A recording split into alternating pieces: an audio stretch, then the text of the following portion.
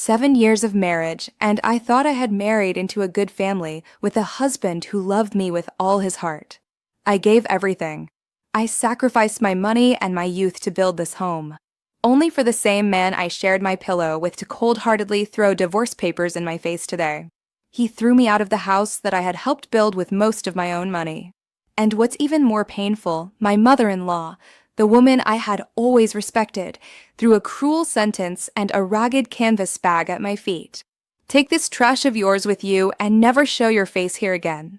But she never suspected that when I opened that bag, a shattering secret would come to light that left me completely paralyzed and sent the tragedy of my life in a direction no one could have imagined. Hello, I'm Sarah. On this channel, I present to you the courageous, real-life stories of women. Please note, in all the stories you'll hear, names have been changed and visuals have been created to respect privacy. If you'd like to share your story and inspire other women, you can reach us through the channel's About section. I would be honored to be your voice. No, I invite you to listen to the story of a woman who found the strength to stand tall, despite life's challenges. The sharp click of my husband Liam's pen as he set it on the glass table echoed in my ears like a gunshot. Outside, a heavy summer thunderstorm was raging over Chicago. The heavy raindrops lashed against the window, cold and melancholic, just like my mood in this moment. I sat motionless on the high-end leather sofa with the divorce papers in front of me. Liam's fresh signature seemed like a mockery of my 7 years as a wife. I had a lump in my throat and couldn't get a single word out. I looked at him, the man I had fallen in love with at 20 and for whom I hadn't hesitated to give up a promising career to be his unconditional support. His face was as attractive and elegant as ever, but the look he gave me now was so strange, so icy, that it chilled me to the bone. He was no longer the tender husband who held me in his arms every night and whispered words of love to me. The man before me was a judge, an executioner, throwing me away like an old object. Sign it. His voice was completely emotionless. This house is in my name. The car, too. You came here with nothing, and you'll leave with nothing. It's just simpler. As a gesture for the years we were married, I'll give you enough money to rent a small room and start looking for a new job. Every word he spoke was like an invisible knife stabbing directly into my bleeding heart. I had contributed 2/3 of my savings for this house to build it together with him.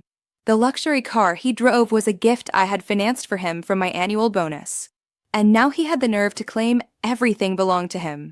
That I was a parasite and had to leave with nothing. Why? I managed to get out in a strained, hoarse, and trembling voice. Liam, why are you doing this to me? What did I do wrong? Liam gave a contemptuous smile, one I had never seen on him before. You did nothing wrong, Jessica. You just don't fit into my life anymore. He stood up and straightened his designer tie. My sister Sophia returned from London a few months ago. She introduced me to new people, new opportunities to change my life. And in this world, there is no place for a frugal wife like you. So it was because of Sophia, the younger sister I had loved with all my heart and for whom I had financed 4 years of study abroad.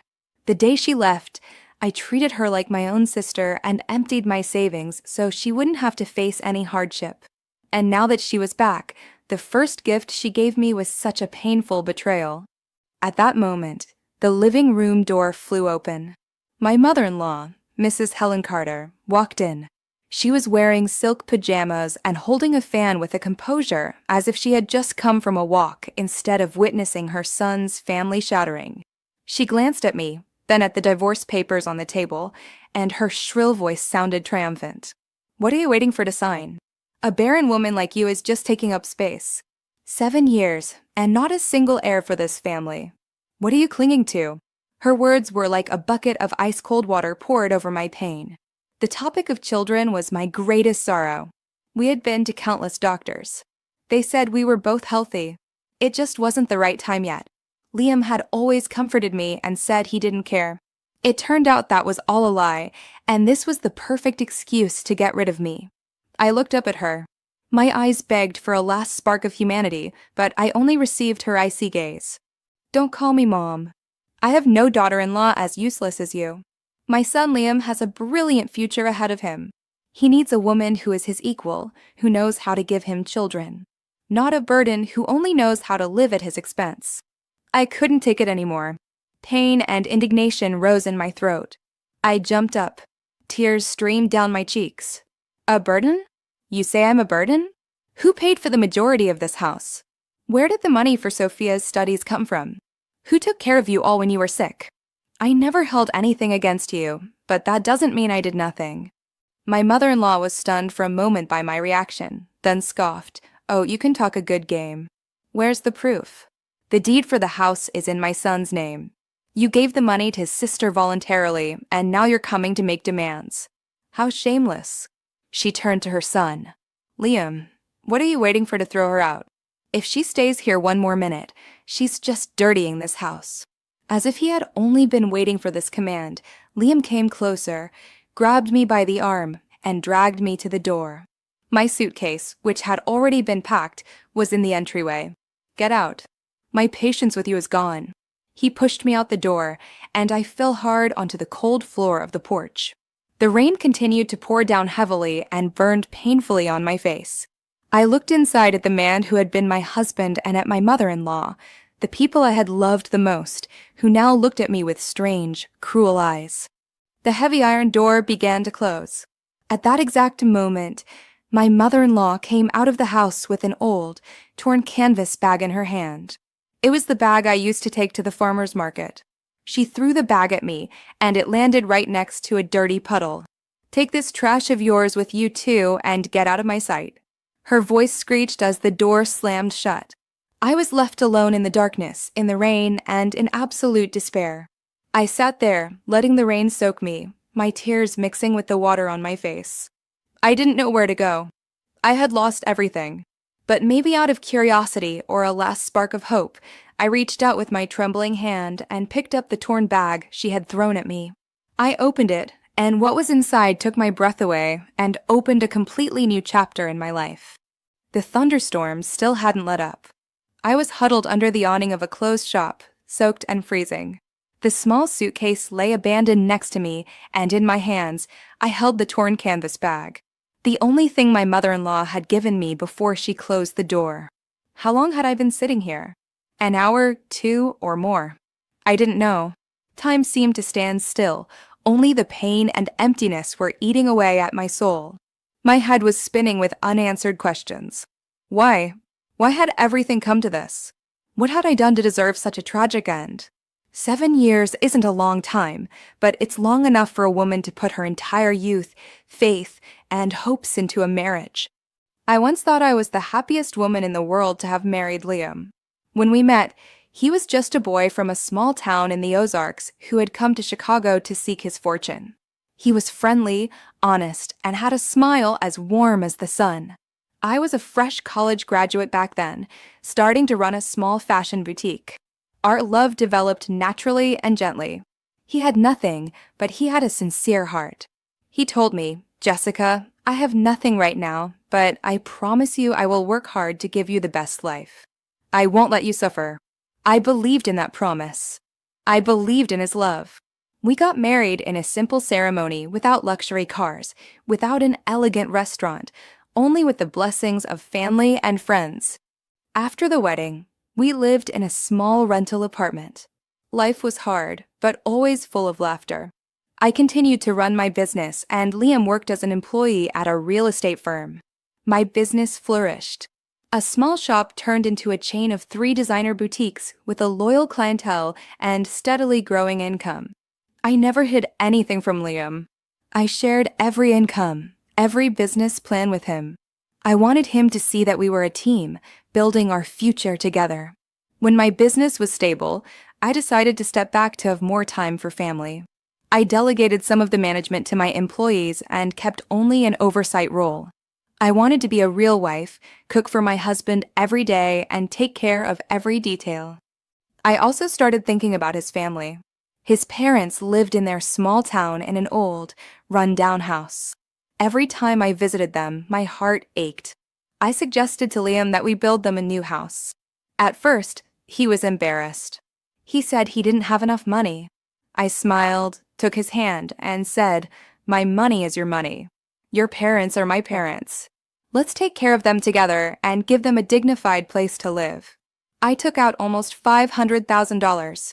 It was all my savings at the time. I sent it to their town so his parents could build a solid 3-story house. On the day the new house was finished, all the relatives came to congratulate us. Everyone praised what good children we were. My mother-in-law, Mrs. Helen, took my hand and said with a moved voice, "Jessica, thank you, my child."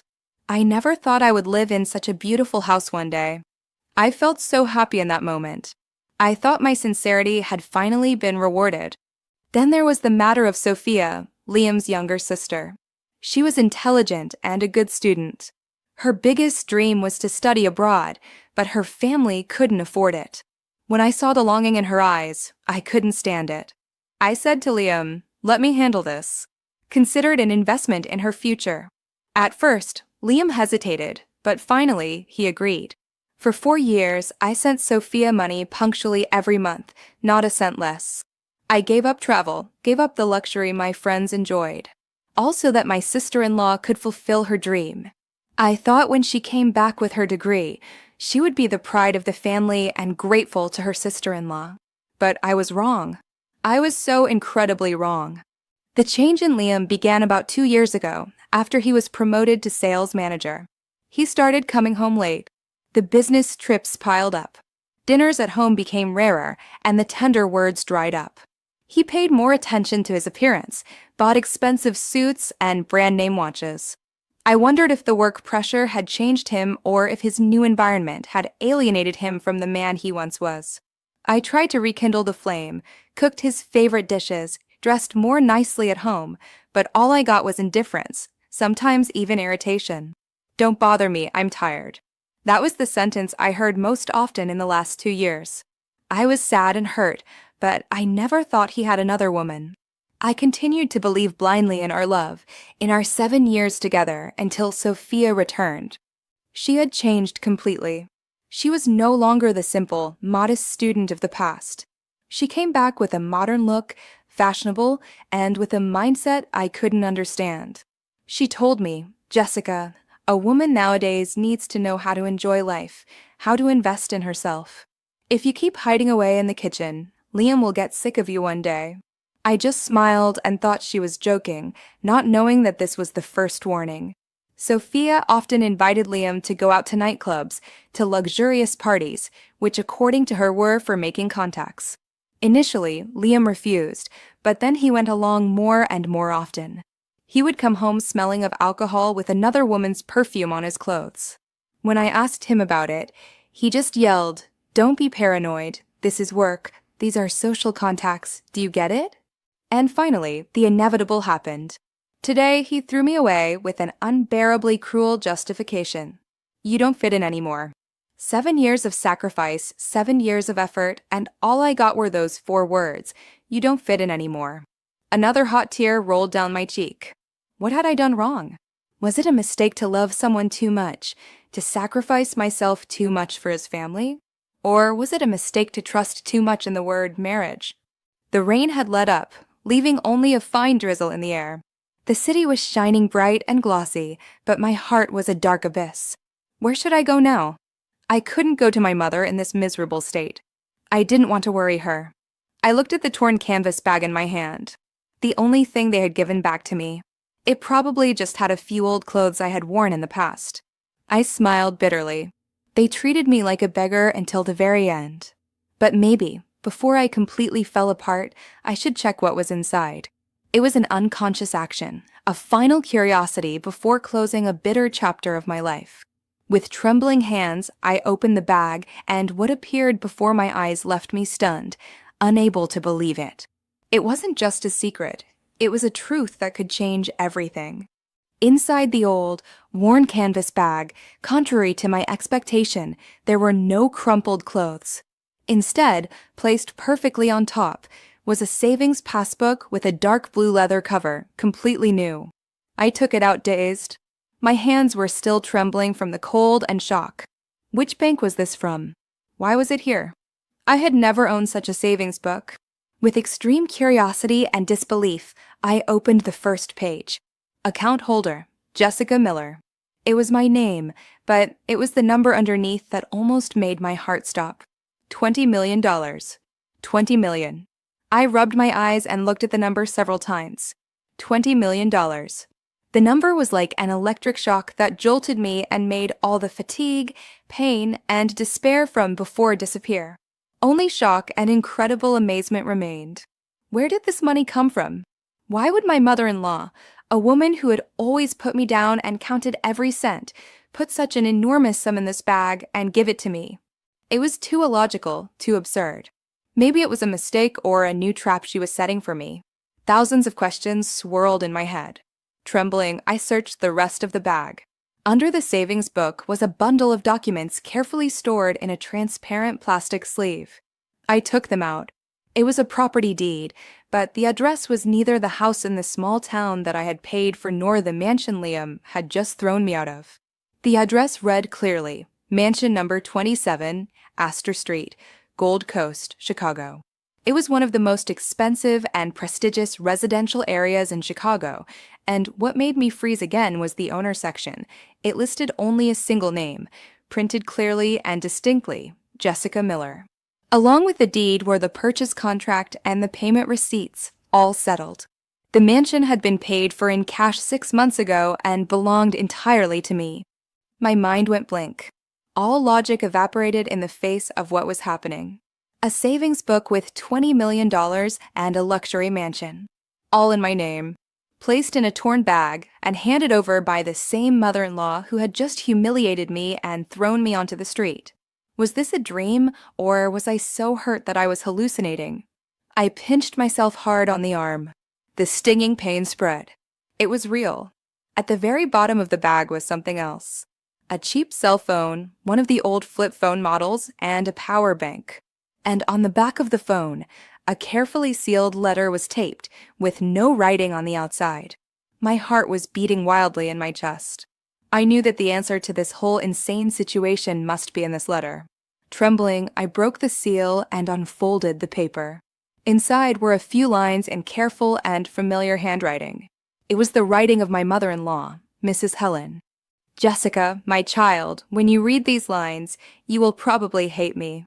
You will hate this whole family to the bone. I am sorry. I am sorry for all the cruel words, all the merciless acts I did to you today. But my child, please believe me, everything was an act, a painful act that I felt forced to perform to protect you, to protect what is yours. I froze. An act. I discovered the true face of Liam and Sophia a long time ago. Liam has not only been unfaithful to you, but he has conspired with his mistress to siphon funds from your own company. And Sophia, the daughter I love the most, is not only ungrateful, but has pushed her brother to rob you of your belongings and put you on the street to clear the way for his mistress. I overheard their conversation. They planned to wait until they had emptied your accounts. Then they would invent an excuse for the divorce and put you on the street with nothing. Every line of the letter was like a hammer blow to my head. Liam embezzling from my company, Sophia encouraging him. How was it possible that I had noticed nothing? I tried to talk them out of it, but it was no use. Greed has blinded them. I knew if I openly took your side, they would become more cautious and act faster. I had no other choice but to play the role of the evil mother-in-law, to take their side so they would get careless and believe I was with them. Only in this way did I have time to help you secretly. The $20 million are just a small portion of my liquid assets that I moved into a secret account for you. I transferred everything to your name. I also bought the mansion on the Gold Coast with this money. I wanted you to have a place to flee to, a safe refuge when the storm comes.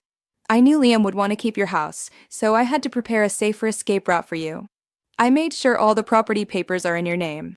He will never be able to touch them. Today, when I threw you out, my heart broke into 1,000 pieces. But I had to do it, Jessica. I had to let them see that you really left with nothing, that you were thrown out in absolute humiliation. Only then would they be satisfied, drop their guard, and show their true face. This is a chess game, and we must win. This phone is for us to communicate secretly. Don't use your old phone. They could be monitoring it. Keep playing the role of the pitiful woman who has been abandoned by her husband and has nothing. Let them keep playing their game. I will help you collect all the evidence of their crimes. When the time comes, we will deliver the final blow. Child, be strong. The show has only just begun. Your mother. I folded the letter. Tears streamed down my cheeks, but this time they weren't tears of pain or despair, but of emotion, gratitude, and a hope that was reborn from the ashes. My mother-in-law, the woman I thought was cruel and cold, turned out to be the one who loved and protected me the most. She didn't choose direct confrontation, but a thornier, more painful path, accepting the role of the villain to protect me in the shadows. Such a bold plan, such an immense sacrifice. I honestly couldn't believe it. What would you have done after reading a letter like that? Let me know in the comments. I looked at the savings book and the property deed again. They were no longer just material things. They were love, trust, the weapon my mother-in-law had handed me. I dried my tears, my gaze becoming firm and sharp. I will not collapse. I will not let my mother-in-law's sacrifice be in vain. I will continue to play this part. I will act until the final curtain.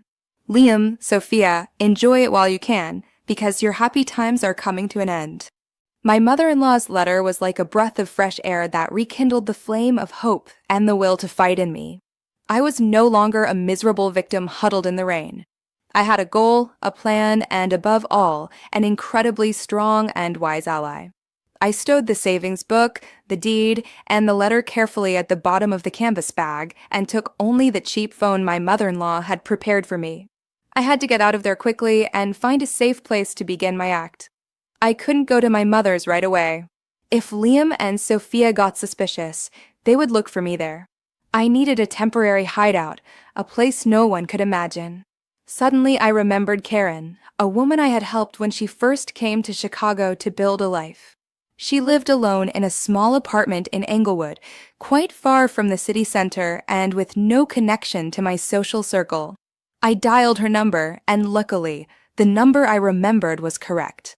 Hello, Jessica, is that you? My goodness, how long has it been since we've seen each other? How are you?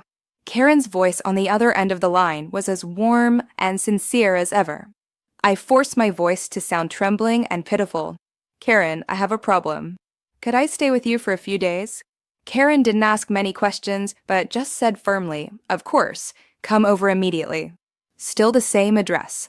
I'm expecting you. Karen's apartment wasn't big, but it was very tidy and cozy. When she saw me soaked and neglected, she was startled. She quickly gave me dry clothes and prepared a hot ginger tea for me. My God, what happened to make you look like this? Where is Liam? I sat there, held the warm cup tight, and began to tell her my story. But I told only half the truth, the painful half my mother-in-law had designed for me. I told her how Liam and his sister had betrayed me, forced me into a divorce, and thrown me out of the house with nothing. I cried, and this time the tears were not entirely acted. It was the frustration over my 7 years of sacrifice. I deliberately left out the part about my mother-in-law and the enormous fortune. Karen was furious when she heard me. She slammed the table and cursed Liam's family mercilessly. What villains? How can there be such vile people in this world? Don't worry, Jessica. Stay here with me. I'm not rich, but you won't lack for food. Don't be afraid. Karen's kindness touched me deeply. I knew I had found the perfect hideout. That night, I used the new phone with a prepaid card and sent my mother-in-law a message. I am safe. A few minutes later, she replied. Good, stay calm. They have already started to act. And so it was. The next morning, while I was helping Karen clean, a post on social media caught my eye. Sophia, my sister-in-law, had published a status update full of hints on her profile. Finally, the sky is clearing. There are burdens that don't belong to us, and it's better to let them go early to make room for better things. Along with the text was a photo of her and Liam in a luxury cafe. Both were smiling broadly as if they had thrown a great burden off their shoulders. The post quickly received hundreds of likes and comments. Friends of Sophia and Liam asked, "What are you celebrating? Liam looks so sharp." Sophia didn't answer directly, but left only smiling and mysterious emojis, which increased everyone's curiosity. I knew this was her first move, a test of public opinion. They wanted to create the image that our marriage had ended amicably, that I had left of my own free will, while they began a new, shiny life. But their act didn't end there. That same afternoon, my mother-in-law sent me a short audio recording via the secret phone. It was a conversation between her and Liam at dinner. "Mom, I settled things with Jessica. She was reasonable, signed voluntarily, and left. I gave her some money. I didn't want her to go empty-handed." Liam's voice sounded haughty and magnanimous. "Better that way," replied Mrs. Helen, maintaining her role as the disinterested mother. "Settle it quickly and focus on other things. Sophia introduced you to that girl, right? The director of the modeling agency. Take the chance. A man can't be without a woman by his side." "Yes, Mom, I know. The girl isn't bad. Good family, pretty, intelligent. She will surely help me a lot in my career." I listened to the recording with an ice-cold heart. Barely a day after he had thrown me out, he was already planning his future with another woman. And my mother-in-law, her acting performance was masterful. She had skillfully brought up the topic so that Liam revealed his plans, the director of the modeling agency. So that was the opportunity to change his life that Sophia had mentioned. My marriage wasn't even officially over, and they were already paving the way for another woman, a woman who was more appropriate and had a better social position. That night I couldn't sleep. I kept thinking about what my mother-in-law had written in the letter. "Liam has conspired with his mistress to siphon funds from your own company. My company, although I had delegated management to my employees, required my signature for all important financial decisions and large transactions. How could Liam take money? Unless there was a mole. Unless someone inside my company helped him." A name suddenly popped into my head and sent a cold shiver down my spine. Megan, my head of accounting. Megan was a quiet, meticulous woman who had been with me for 5 years. I trusted her completely. I had entrusted the entire accounting and finances to her. But I remembered hearing recently how employees were gossiping that Megan had bought a luxury condo. Something impossible with her salary. At the time, I thought her family probably had money and didn't think much of it. But now everything seemed incredibly suspicious. Immediately, I turned on my laptop and logged into the company's internal management system. I went to the finance section and checked all transactions from the last 6 months. My heart was pounding. I checked hundreds of transactions. At first, nothing seemed abnormal. All expenses had valid invoices and receipts. But then I paused at several payments under the purpose, marketing costs, to a consulting firm with a very strange name, North Star LLC. The payments were not huge, significant sums, over $100,000 each, but they repeated monthly. The strange thing was that I had never heard of this firm and had not approved any strategy in connection with it. I quickly searched for North Star LLC online. The result left me stunned. The company had been founded only 6 months ago, and the legal representative was none other than Liam Carter, my husband. Everything was clear. He had founded a shell company and teamed up with Megan to create fake service contracts, and thus legalize the transfer of funds from my company into his own pocket. Such a refined, such a cruel plot. He had not only betrayed me emotionally, but he was robbing his wife of her hard-earned money. I sat in front of the computer. My hands were clenched so tight that my knuckles turned white. The rage in me reached its peak, but I knew this was not the moment to act. I had to stay calm, collect more evidence, not only to expose him, but to make him pay before the law. My play now had a new villain, and I knew I needed an even more perfect plan than theirs to defeat them. The shock of discovering the embezzlement by Liam and Megan did not throw me off course. On the contrary, it acted as a catalyst that made my determination stronger than ever. I was no longer an innocent lamb waiting and suffering. I had turned into a she-wolf, a wounded she-wolf patiently waiting for the moment to counterattack. I knew I couldn't act alone against a devilish alliance of my husband, my sister-in-law, and a trusted employee. I needed stronger and more reliable allies. The first person I thought of was my own mother. My mother, Rebecca, was a retired teacher. She was friendly and kind, but by no means weak. She had always taught me that a woman can sacrifice for others, but must never allow them to trample on her dignity. The next morning, I took an early train to visit her. I hadn't called ahead. I wanted to surprise her. Her small house on the outskirts was as peaceful and warm as ever. When I suddenly appeared with my haggard look, my mother got worried. But before she could ask, I hugged her tight, like a child seeking refuge in the safest place in the world. I told her everything, how I had been thrown out of the house, the plot by Liam and Sophia, and the play directed by my mother-in-law. I showed her the letter from Mrs. Helen and the evidence of the shell company. My mother listened in silence. Her face changed from concern to astonishment and then to indignation. When I was finished, she said nothing, but only squeezed my hand tightly. "My child, you have suffered so much," she said with a cracked voice. "From now on, you are not fighting alone anymore. Mom is here." My mother's support was a balm that gave me great calm, but I knew that love alone was not enough to win this legal battle. I needed someone who knew the law, someone who could turn my evidence into a sharp weapon. "Mom, I need a good lawyer," I said. My mother nodded immediately. "I have an old friend. His name is Dr. Lincoln. He is a very well-known lawyer in Chicago, specialized in asset disputes and divorces. He is a very direct and just man, and he hates liars. Let me call him right away." The meeting with Dr. Lincoln took place that same afternoon in his law firm. He was a middle-aged man, tall, with a distinguished aura and an incredibly sharp gaze. After examining all the documents I had provided him, my mother-in-law's letter, the account statements, the information about Liam's shell company, Dr. Lincoln just nodded with an unmoved face. His calm made me a little impatient. "Dr. Lincoln, what do you think? Is this enough evidence for?" He interrupted me with a firm voice. "It is not only enough evidence for you to win the divorce and get back all your assets, but it is enough to file criminal charges against Liam for embezzlement and fraud. Even his sister Sophia and the accountant could be considered accomplices." He looked at me seriously. "But the question is not whether we have enough evidence, but how far you want to go. Do you want to put your husband in prison?" His question made me freeze. Put Liam in prison? I had never thought of that. Despite all his cruelty, he was still the man I had once loved, my husband for 7 years. A part of me still hesitated. Seeing my silence, Dr. Lincoln continued. "Jessica, I understand how you feel, but you must consider that misplaced pity is cruelty to yourself.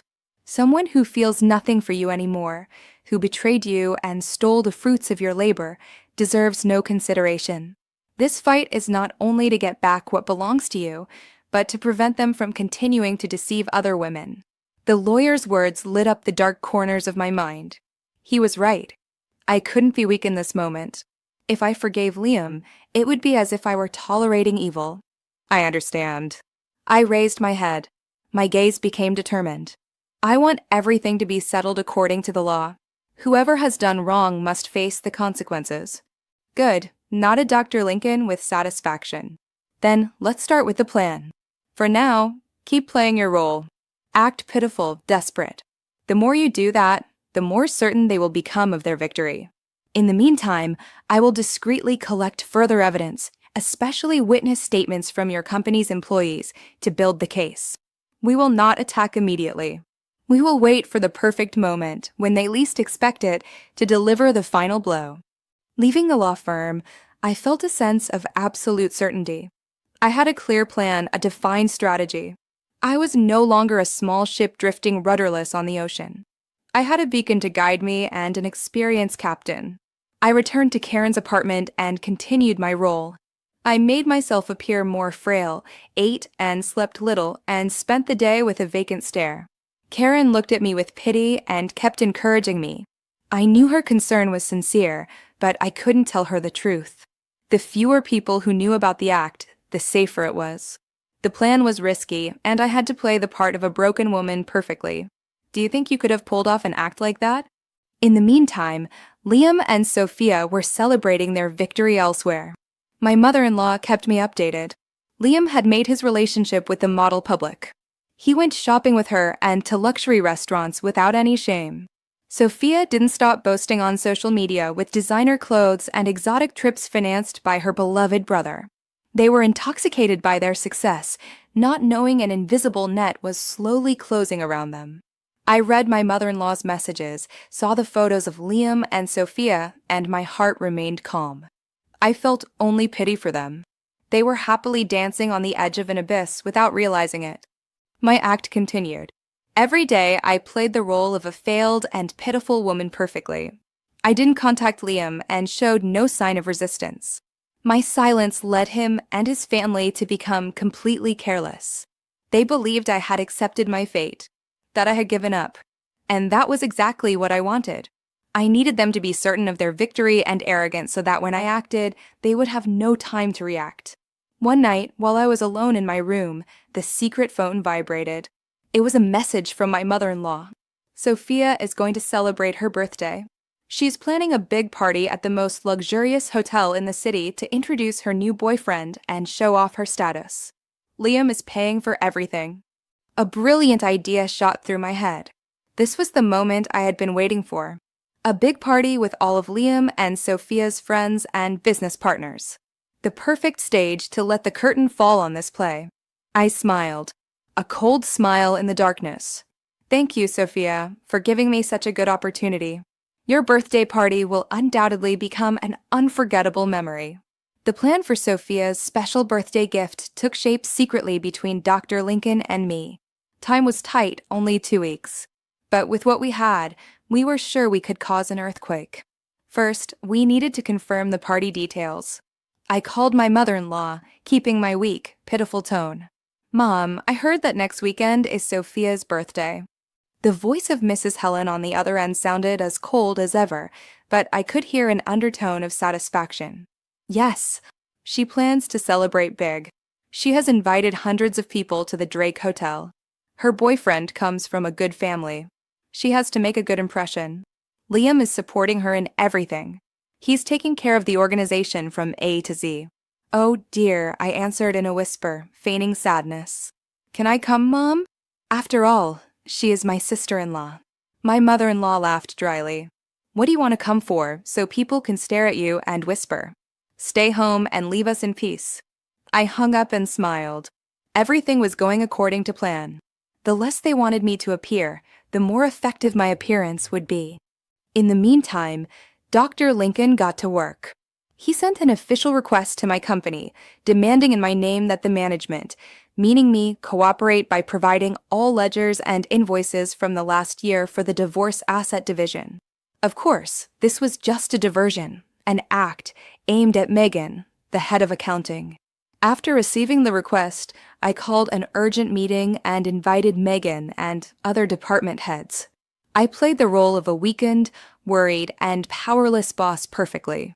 I said that my husband's lawyers were putting me under pressure and that they suspected financial irregularities in the company. I asked Megan to prepare all necessary documents. Megan, please check everything carefully, I said, looking her directly in the eyes with a pleading voice.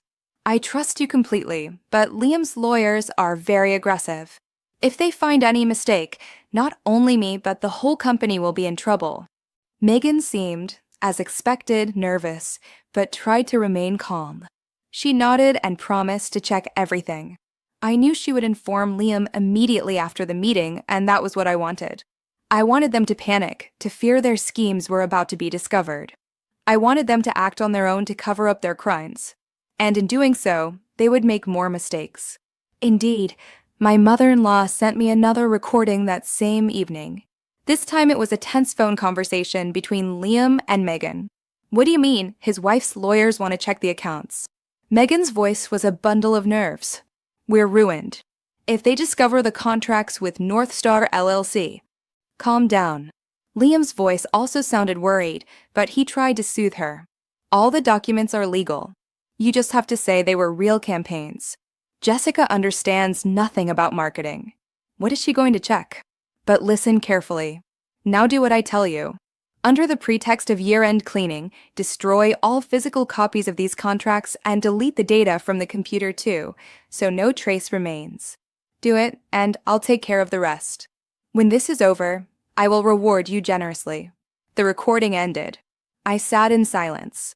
A deep disgust overcame me. They were not only thieves, but were now planning to destroy evidence. But they didn't know that all their steps were being watched. Dr. Lincoln smiled when he heard the recording. Excellent. The destruction of evidence is a very valuable aggravating circumstance in court, he said. Now we just have to wait for the party. In the following days, I continued playing my role as a broken woman.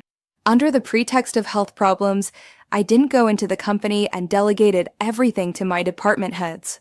I knew Megan was using the opportunity to put her plan into action. Secretly, I had installed remote data recovery software on the company server. Every deletion or change she made was registered. Meanwhile, Liam and Sophia were busy preparing their party of the century.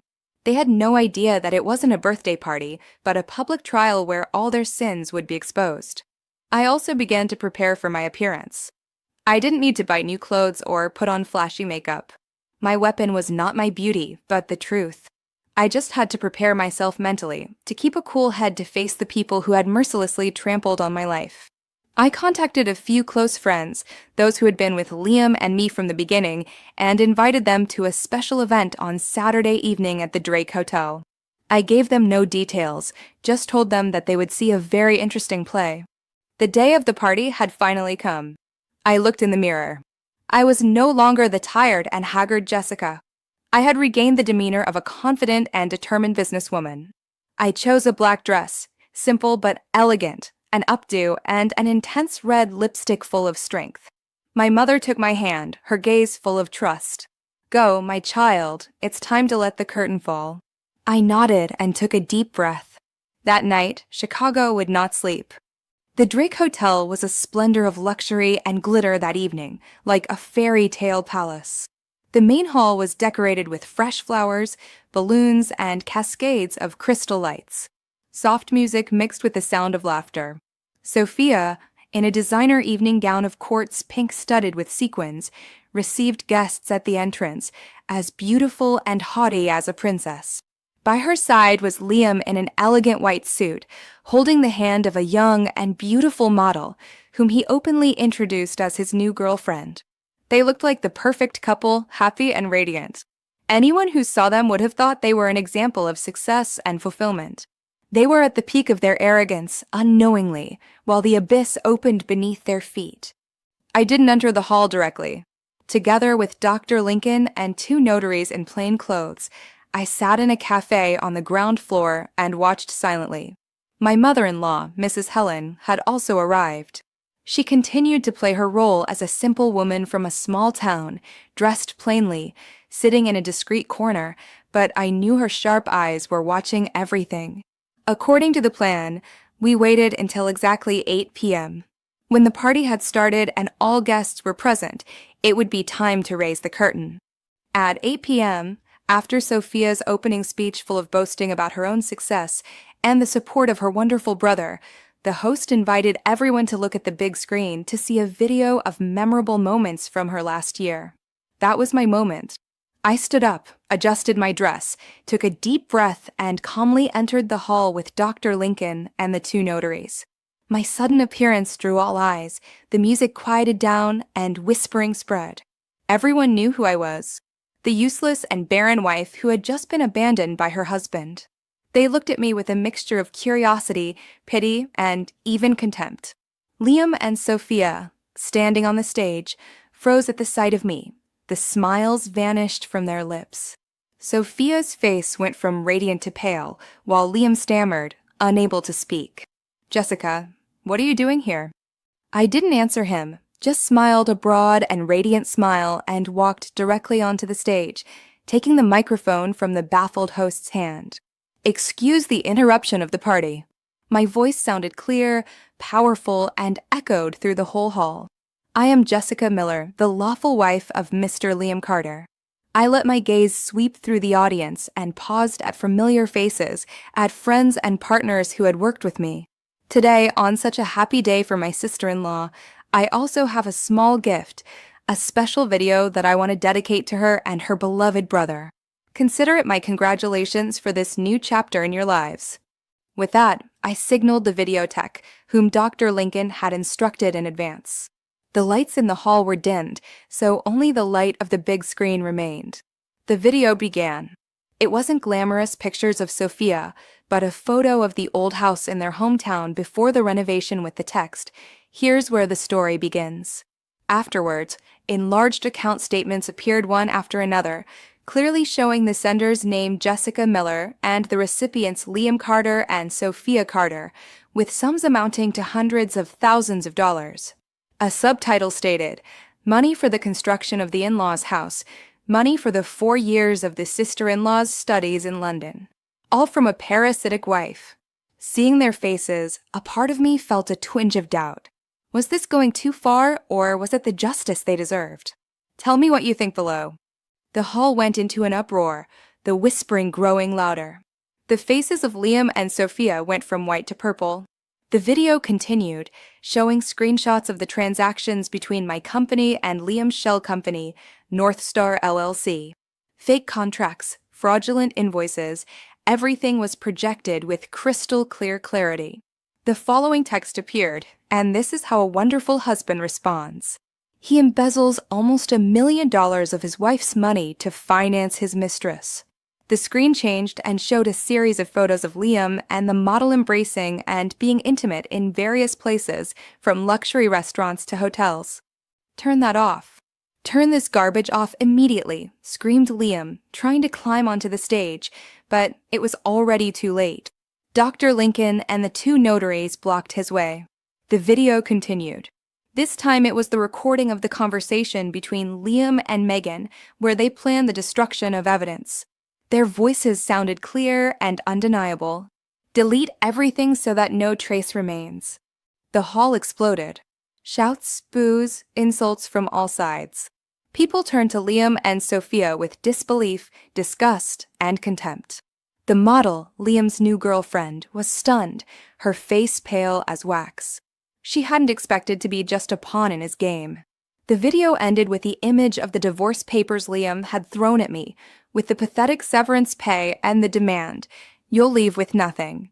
The last text appeared on the screen like a verdict. Justice may take time, but it always comes. The lights in the hall came on, and chaos broke out. Screams, Sophia's hysterical crying, the insults of the guests who felt betrayed. The journalists we had notified rushed onto the stage, aimed their cameras at Liam and Sophia, and bombarded them with questions. "Mr. Carter, how do you explain this evidence? Miss Carter, did you know about your brother's fraudulent activities?" The magnificent birthday party had turned into a public trial, a tragicomedy where the 2 main characters, Liam and Sophia, were judged by everyone.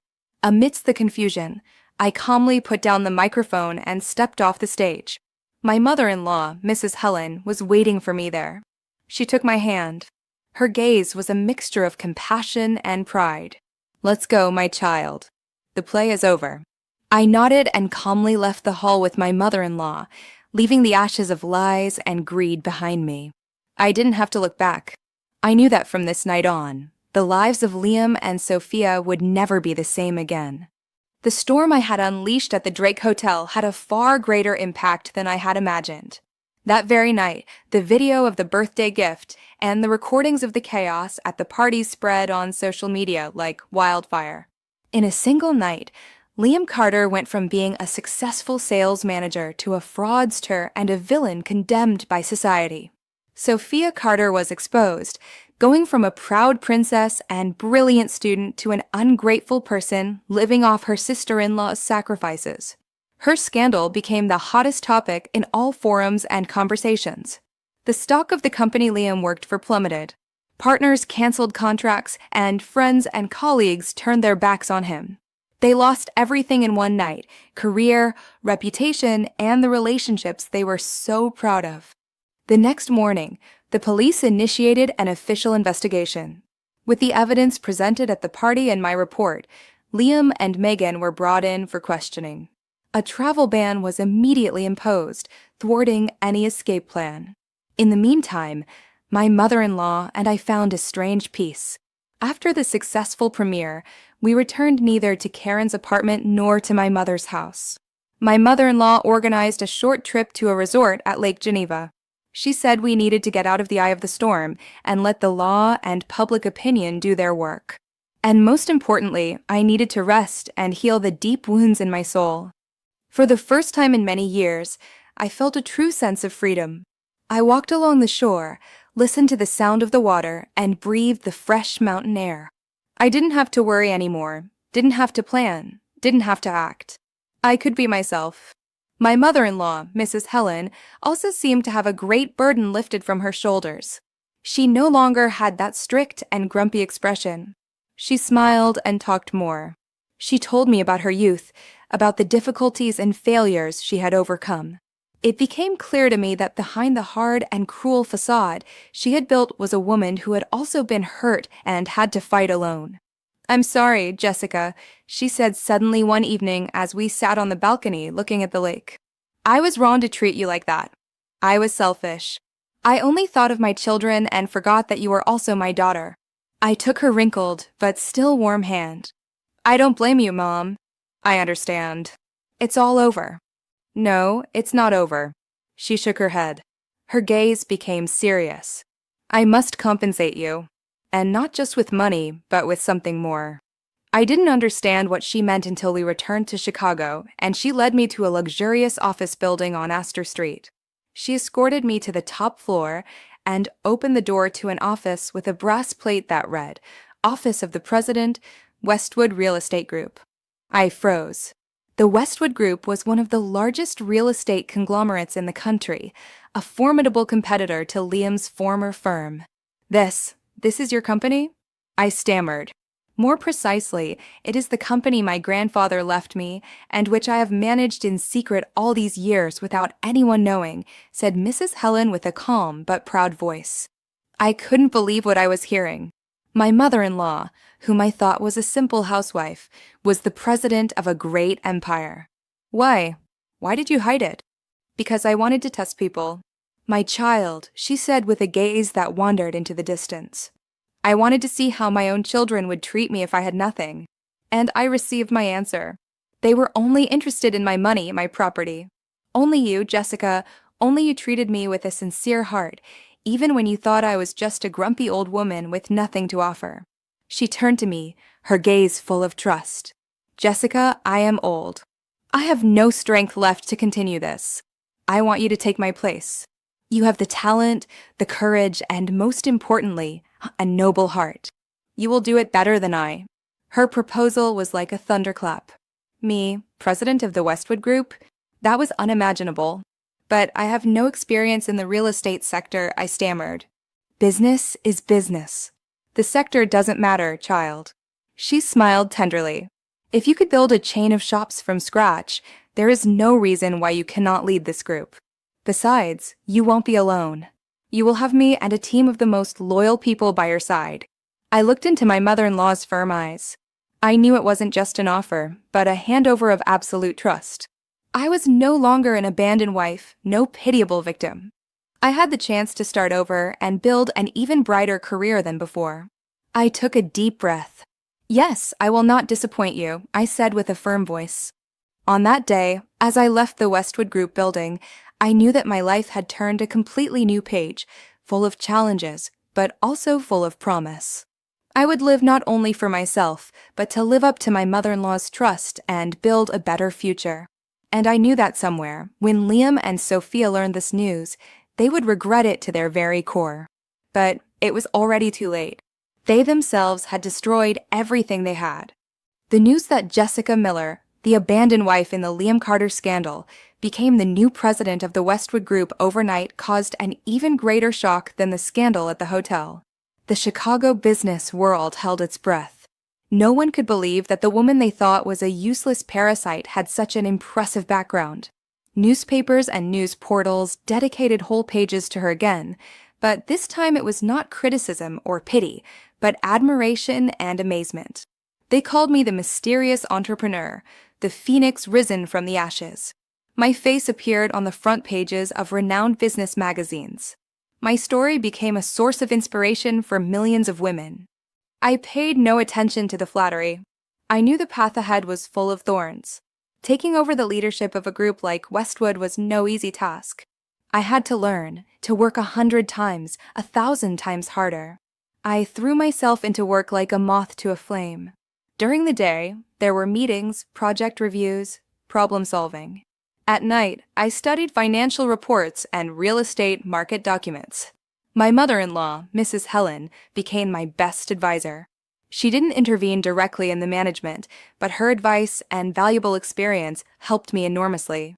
She taught me to read people, to negotiate, to make bold but not reckless decisions.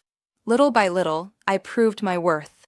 Under my leadership, the Westwood Group not only remained unaffected by the change in leadership, but experienced spectacular growth. I boldly and effectively implemented new business strategies. New projects were successfully launched and generated enormous profits. The shareholders, who were initially skeptical, now trusted and supported me completely. In the meantime, the trial against Liam and his accomplices came to an end. Faced with irrefutable evidence and public outrage, the court imposed a very harsh sentence. Liam Carter was sentenced to 15 years in prison for fraud and embezzlement. Megan, the head of accounting, received 7 years for aiding and abetting. Sophia, although not directly involved in the embezzlement, was sentenced to 3 years of probation for her role as an instigator and beneficiary and had to pay back all the money she had spent. I did not attend the trial. I didn't want to see their defeated faces again. For me, all accounts had been settled that night at the hotel. I was told that Liam screamed and cursed at the sentencing, blaming me and my mother-in-law for everything. Sophia collapsed in the courtroom. Their family was completely finished. Their parents, seeing both their children involved in legal problems, had to sell their house in their hometown to pay for lawyers. But it was in vain. They paid a very high price for their greed and wickedness. One afternoon, just as I was about to leave the office, I received a call from an unknown number. It was my mother. Her voice sounded hesitant. "Jessica, Liam's parents, they came to my house."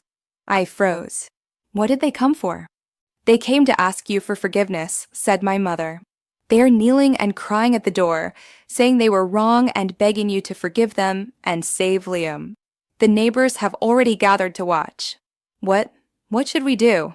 I was silent for a moment. A mixture of emotions overcame me. Forgive them after everything they had done to me? "Mom," I said with a calm voice, "please tell them that I do not decide Liam's fate, but the law does, and that I do not have the power to forgive his mistakes. The only person they should ask for forgiveness from is their own conscience. Tell them to please go. I do not wish to see them." I hung up and leaned back in my chair. I am not a saint. I couldn't simply forgive those who had mercilessly trampled on my life. But I didn't hate them anymore either. They had paid their price. That was enough. Their life had nothing to do with mine from now on. I looked out the window. Twilight was descending over the city. Another day was coming to an end. I smiled. My life was only just really beginning. A life without lies, without hate, only with work, with my mother-in-law, and a promising future ahead of me. Life after the trial was busy but peaceful. I dedicated all my energy to leading the Westwood Group. Under my leadership and with the advice of my mother-in-law, the company solidified its position as one of the pillars of the real estate sector. I didn't forget my fashion boutique chain either. I restructured it, opened more branches, and made my brand a name that young people loved. I was no longer a woman living in the shadow of her husband. I had become an independent, autonomous, and successful entrepreneur. I also dedicated more time to myself and my mother-in-law. We traveled together, went to spas, enjoyed good food. I realized that happiness is sometimes as simple as being with the people you love and doing the things you like. My relationship with Mrs. Helen became closer and closer. We were no longer mother-in-law and daughter-in-law, but truly mother and daughter. She was not only my mentor at work, but my confidant with whom I shared all my joys and sorrows. Sometimes she mentioned Liam and Sophia with a sigh. I knew she still felt the pain of a mother in her heart, but she never asked me to forgive or help them. She respected my decisions, my new life. One morning, while I was checking reports in my office, my secretary came in somewhat hesitantly. "Madam President, a person named Sophia Carter is asking to see you." It had been a long time since I had heard that name. Since the scandal, Sophia had vanished without a trace. She had quit her job and broken off all contact. Why was she looking for me now? "Let her in," I said calmly. I wanted to see what else she could want from me. Sophia entered. She looked completely changed. She was no longer the modern and confident executive. She was much thinner, her face haggard, her eyes sunken, and with an expression of fatigue and fear. She wore an old business suit that had lost its shine. When she saw me, she lowered her head, not daring to look at me. "Jessica," she murmured. "Sit down." I pointed to a chair. "What do you want?" Sophia hesitated for a moment and suddenly knelt before me, bursting into tears. "Jessica, I'm sorry. I know I have no right to ask you for forgiveness, but I regret it so much. I beg you, please save me." I was stunned by her act. "Stand up. If you have something to say it calmly." I didn't want to seem magnanimous, but I also didn't want to witness this humiliating scene. After a while, Sophia calmed down and told me her story. It turned out that after Liam's scandal, his mistress, the model, had quickly fled with a large sum of money that Liam had embezzled. She had fled the country and left Sophia alone to face the consequences. Sophia had been implicated as a friend and accomplice. Although her sentence was lighter than Liam's and Megan's, her reputation in the financial world was ruined. No company wanted to hire her. She lived as an outcast, despised by everyone. "I lost everything, Jessica," she said, sobbing. "Career, friends, honor, nothing is left. For months I've been doing menial jobs to survive. I can't go on. Give me a chance to rebuild my life. I promise to do everything to make up for my mistake." She looked at me, her eyes full of pleading. "I know I don't deserve it, but I beg you." I looked at her silently. An indescribable feeling overcame me. Should I forgive the woman who, along with others, had stabbed me in the back? But then I saw a reflection of myself in her, the image of a woman who had also lost everything, who had been at the bottom of despair. If it hadn't been for my mother-in-law, perhaps I wouldn't have been able to get back up either. "Stand up," I said, my voice softening. "I don't want to dwell on the past. We all make mistakes.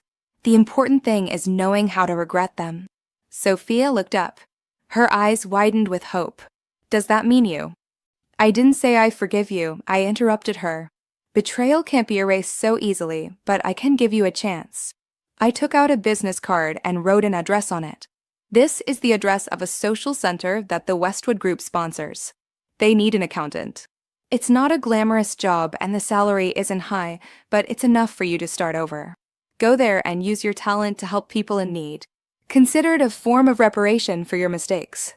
Sophia took the card, her hands trembling. She couldn't say anything, only bowed her head. Tears of remorse ran down her cheeks. As she left, I followed her stooped figure with my gaze and felt a sense of lightness. I realized that the sweetest revenge is not making your enemies suffer, but having the generosity to leave them a way out so they can face their own conscience.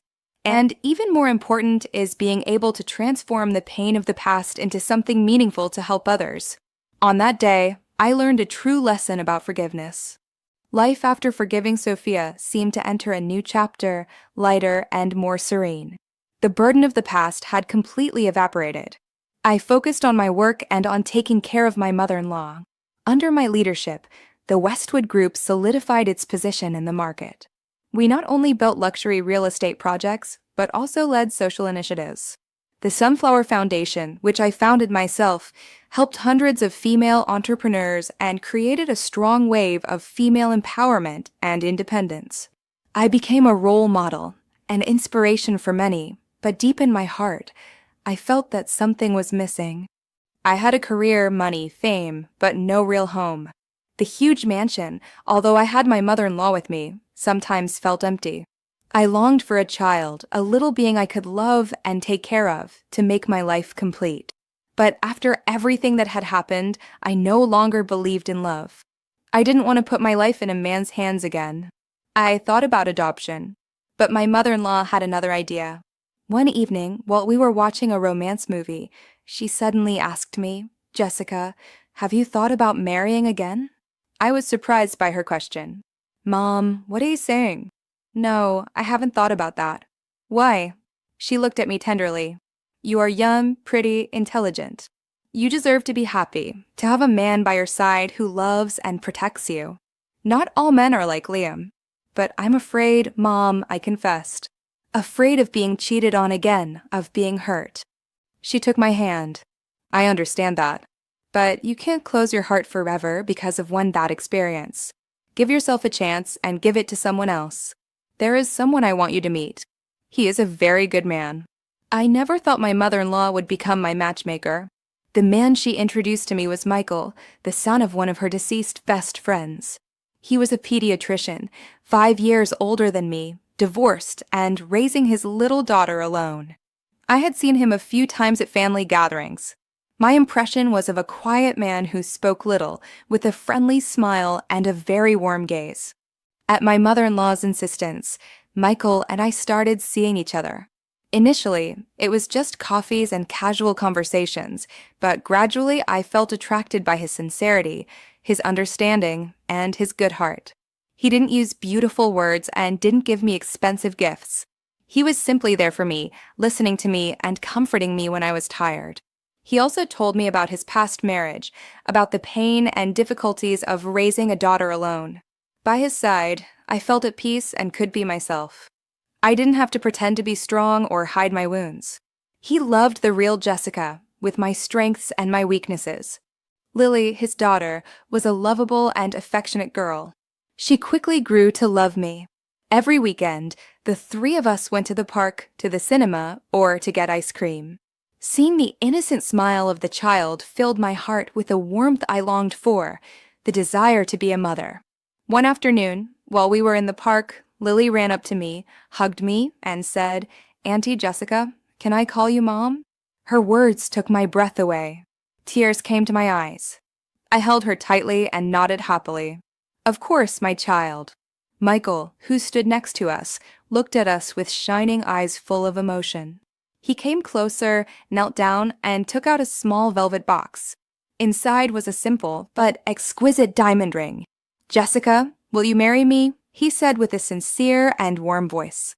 "I don't promise you the material wealth you already have, but I promise you something you have always looked for, a family, a true home, a place with me, Lily, and unconditional love." I didn't hesitate anymore. I nodded and offered him my hand so he could put the ring on it. A tear of happiness rolled down my cheek.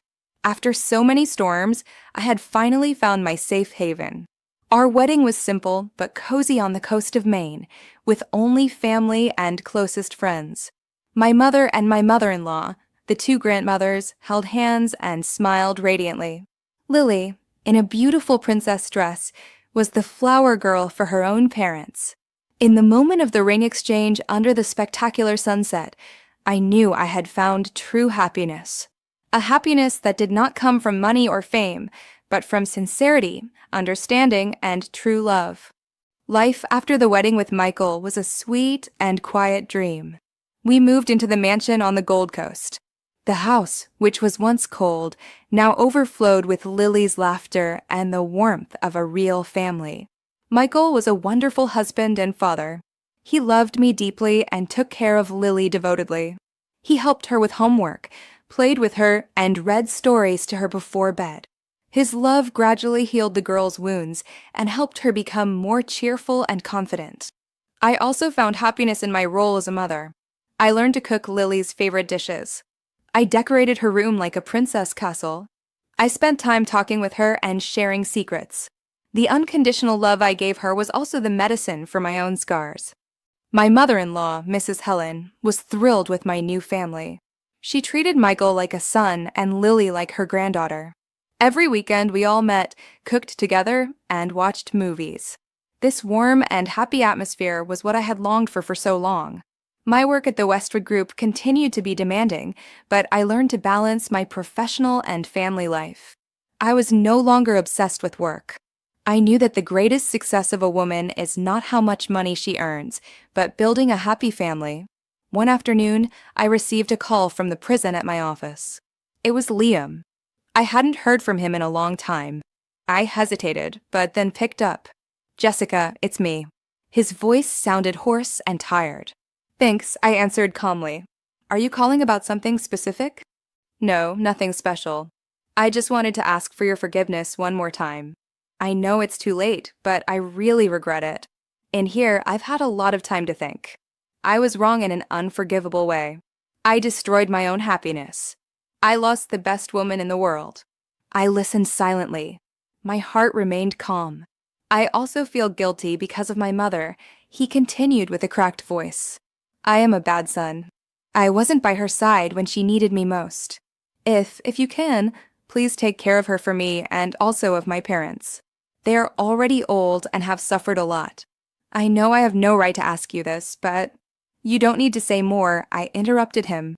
I will take care of your parents. You focus on getting better. That is the best way to make up for your mistakes. I hung up. I felt no anger anymore, only pity. He had paid a very high price for his mistakes. A few days later, I visited the old and simple neighborhood where his parents lived. After the scandal, they had to sell everything and return to their old house. I stood before the peeling wooden door with a strange feeling. I knocked. Liam's mother opened. When she saw me, she froze, her eyes full of surprise and shame. She had aged a lot. She no longer had that proud and bitter aura. Jessica, what? What are you doing here? She stammered. I came to visit you. I smiled, a smile without resentment. I entered the small house, which was untidy and smelled of dampness. His father lay on a folding bed. After a stroke, he had remained paralyzed on one side. When he saw me, he tried to sit up with tear-filled eyes. I placed a fruit basket and an envelope on the table. I brought you a little something. Here is some money so you can make ends meet. I also contacted a good rehab center. They will come to your home to help him with his exercises. Liam's mother burst into tears. Tears of late remorse.